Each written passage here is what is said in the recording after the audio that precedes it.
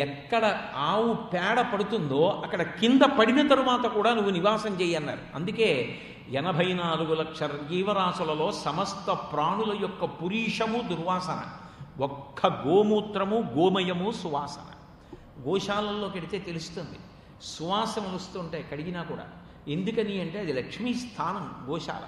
లక్ష్మీదేవి తిరిగేటటువంటి నేను చెప్పట్ల, వేదాలు చెప్పాయి, భారతం చెప్పింది, భీష్ముడు చెప్పాడు. ఆయనకన్నా గొప్పవాళ్ళం కాదుగా అవన్నీ కాదనడానికి.